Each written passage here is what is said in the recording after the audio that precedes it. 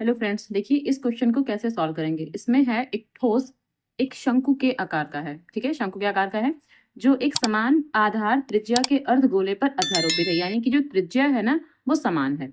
ठीक है, अर्धगोले पर अध्यारोपित है यदि अर्धगोले का वक्र पृष्ठ तथा शंकु का वक्र पृष्ठ समान हो। ठीक है, हमें जो कंडीशन दे रखी है कि अर्धगोले का वक्र पृष्ठ और जो शंकु का वक्र पृष्ठ है दोनों क्या है, समान है। तो शंकु की त्रिज्या और ऊंचाई का अनुपात ज्ञात कीजिए। हमें अनुपात ज्ञात करना है शंकु की त्रिज्या का शंकु की ऊंचाई से। ठीक है, इंपॉर्टेंट क्वेश्चन है, चलिए लगाते हैं। तो सबसे पहले चित्र बनाते हैं, और चित्र कैसे बनेगा, एक अर्धगोला बनेगा। मान लेते हैं ये एक अर्धगोला है और इस पर कोई शंकु है। शंकु, ये मान लेते हैं कि ये इस पर कोई शंकु है। ठीक है, ये इस पर एक शंकु अध्यारोपित है। अब शंकु में ऊंचाई होती है तो ये ऊंचाई हो जाएगी, ये तिर्यक ऊंचाई होती है तो ये वाली तिर्यक ऊंचाई हो जाएगी। और आधार, ठीक है, आधार की जो त्रिज्या होगी वो आर, यानी कि ये इतनी, यहाँ से यहाँ तक, तो इतने को हम आर मान लेते हैं, यहाँ से यहाँ तक। ठीक है, तो अब इसमें नाम देने की जरूरत नहीं है क्योंकि हमें इससे कोई फर्क नहीं पड़ेगा। ठीक, तो इसका आंसर कैसे करेंगे।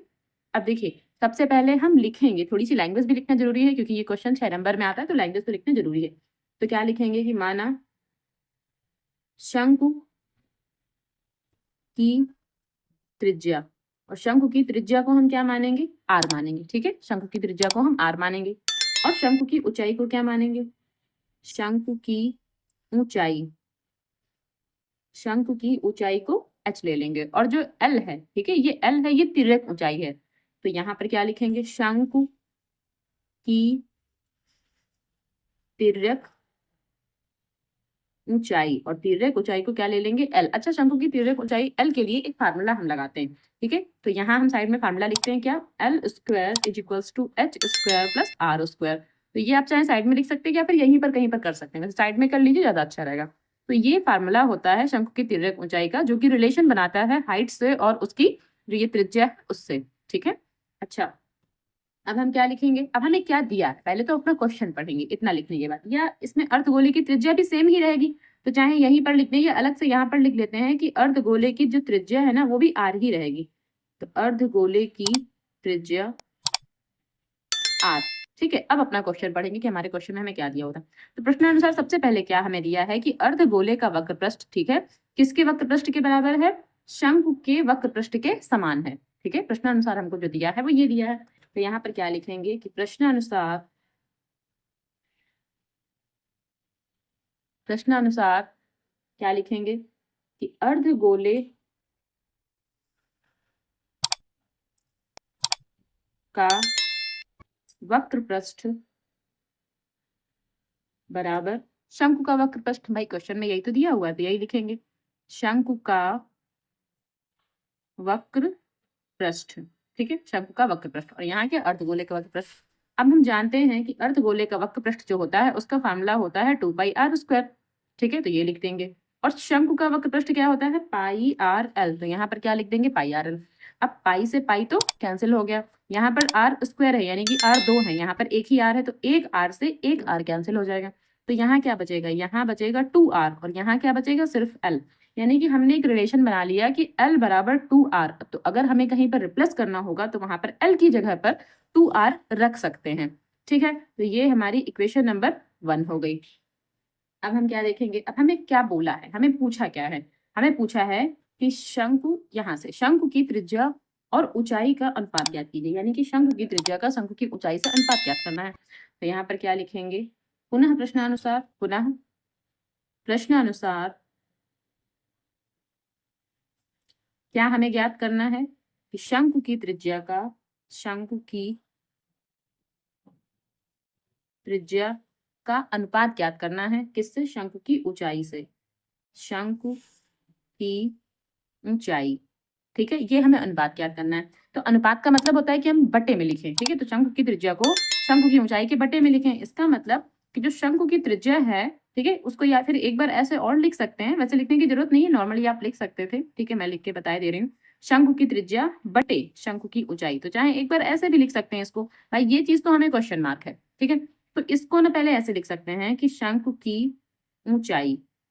ठीक है, अब यहाँ शंकु की त्रिज्या को हमने आर माना है। ठीक है, शंकु की त्रिज्या को हमने आर माना है और शंकु की ऊंचाई को हमने क्या माना है, एच माना है। ठीक है। अब इस क्वेश्चन में, अब आप क्वेश्चन में समझिए पहले। क्वेश्चन में हमें समान आधार दे रखा है, ठीक है। तो हमें जो अनुपात पूछा हुआ है वो किसका अनुपात पूछा है? त्रिज्या r का और ये h का, यानी इसमें l कहीं नहीं है, तो l को रिप्लेस करना पड़ेगा, l को हटाना पड़ेगा। अब यहाँ देखिए l कैसे यहाँ से रिप्लेस होगा? l की जगह पर हमने अभी आपसे कहा था कि l की जगह पर हम क्या रख सकते हैं? 2r। तो यहाँ पर क्या रखेंगे? यहाँ लिखेंगे समीकरण 1 से, समीकरण 1 से क्या, जहां पर l है वहां पर 2r रख देंगे, तो l की जगह 2r यानी कि 2r का स्क्वायर, ठीक है भाई। l बराबर 2r है, तो l की जगह पर 2r, तो 2r का स्क्वायर, और यहाँ से क्या हो जाएगा? h का स्क्वायर प्लस r का स्क्वायर। तो अब यहाँ से यहाँ 2 का स्क्वायर 4 हो गया, r का स्क्वायर तो r स्क्वायर। अब जो ये r स्क्वायर इसको यहाँ ले आएंगे माइनस में, तो क्या हो जाएगा? माइनस का r स्क्वायर, यहाँ से h स्क्वायर, इनको आपस में घटा देंगे तो क्या हो जाएगा? 3r स्क्वायर, और यहाँ से क्या हो जाएगा? h square. ठीक है, ये आप चाहे साइड में से लाइन खींच लीजिए कि हम साइड में कुछ थोड़ा सा निकाल रहे हैं h की वैल्यू। अब जो यहाँ पर h स्क्वायर है यहाँ जाएगा तो रूट ऑफ बनेगा, तो रूट ऑफ 3r स्क्वायर, तो यहाँ से क्या हो जाएगा? h, तो फिर √3, और जब यहाँ पर r स्क्वायर है तो सिर्फ एक ही r तो बचेगा, यानी h का मान है, हम h का मान कह सकते हैं √3r, ये h का मान आया है।